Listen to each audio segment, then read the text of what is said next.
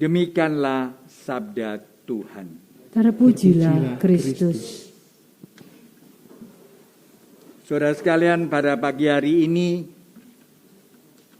ditampakkanlah kepada kita di dalam firman ini mengapa Tuhan pada kesempatan itu menyebut ibunya sendiri dan saudara-saudaranya, artinya ya kenalan-kenalannya, sebagai orang yang sebenarnya asing dengan jawaban atau dengan sapaan tadi. Sedangkan ibunya sebagai ibu, dia tentu merasa rindu, kangen dengan anaknya. Kebetulan Yesus itu yang pasti sudah berbulan-bulan tidak tampak, tidak pulang ke tempatnya. Tentu seorang ibu mengharapkan suatu pertemuan yang hangat, suatu perjumpaan untuk mengobati rasa rindunya.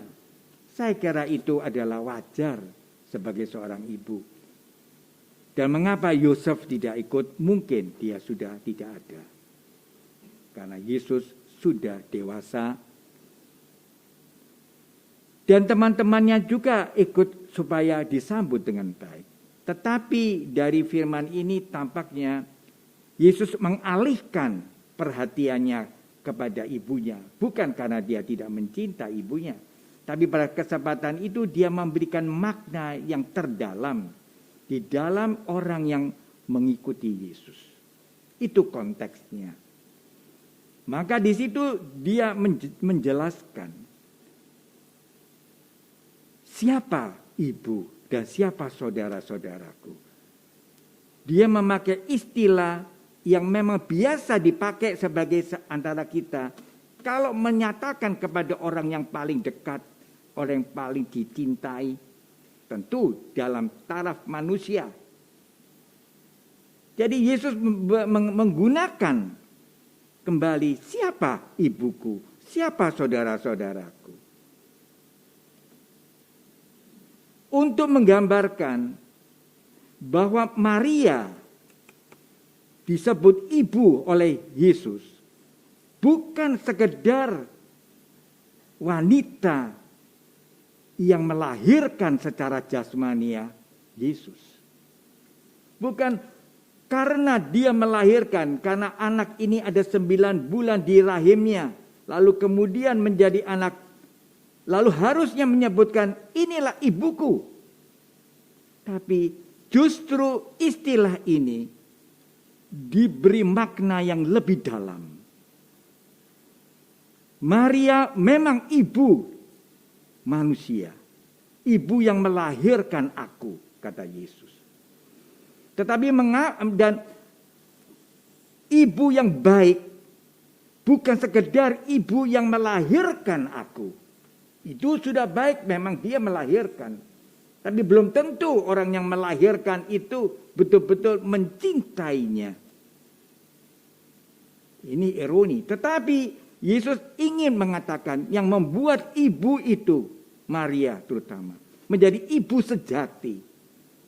Bukan saja ibu jasmani yang melahirkan dia, tapi ibu yang mempunyai rasa kasih yang lebih dalam.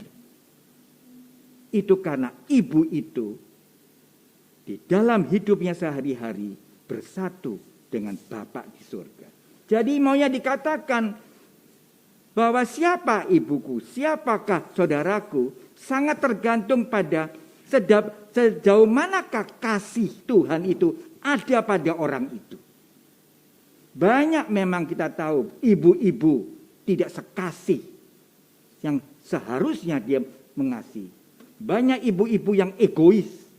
Banyak ibu-ibu yang lebih menyibukkan dirinya, kecantikannya. Sehingga dia mau mengatakan lebih baik aku tidak menyusui dia. Karena itu mengurangi kecantikanku. Sehingga inilah jadi artinya ibu jasmani yang hanya mementingkan kejasmaniannya dan dirinya sendiri bukan ibu yang sejati. Dan juga bukan saudara yang baik. Kalau saudara itu karena ada kepentingan, ada untung. Kalau rugi, mereka disingkirkan. Tapi kalau untung, mereka dimanfaatkan. Inilah menggambarkan sebenarnya orang yang mengikuti Tuhan melalui Yesus Kristus, dia mengalami kelengkapan, kesempurnaan di dalam mencintainya, karena Yesus adalah manusia penuh yang seperti manusia lain yang bisa mencintai kalau dia itu baik. Tetapi sekaligus Yesus itu adalah Allah.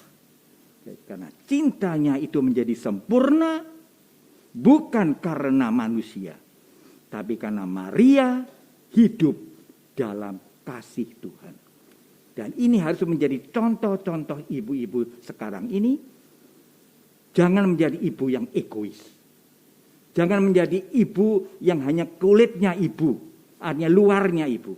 Dan pandemi ini pembelajaran yang sangat bagus, di mana ibu itu menunjukkan benar-benar segala apa yang dimilikinya sehari-hari untuk memelihara, mengasuh, mengajar anak. Yang dulu sebelum pandemi banyak diserahkan kepada sekolah, kepada les-lesan, kepada dan dia bisa dibebaskan. Tetapi dengan adanya pandemi ini dilatih menjadi seorang ibu yang betul-betul setia akan panggilannya sebagai ibu dan mau berkorban demi anak. Maka marilah saudara sekalian, firman yang sederhana ini akan menyempurnakan kita sebagai manusia yang harus saling mencintai, bukan karena ada kepentingan-kepentingan, tapi karena ketulusan hatinya mau berbuat yang sebaik mungkin. Dan di situ Tuhan selalu hadir pada orang itu. Dan dia adalah orang yang terberkati. Dan menyempurnakan itu, kita diajak pada siang hari ini menerima Tuhan secara sempurna, yaitu tubuh Kristus sendiri sebagai makanan bagi kita. Tuhan memberkatinya.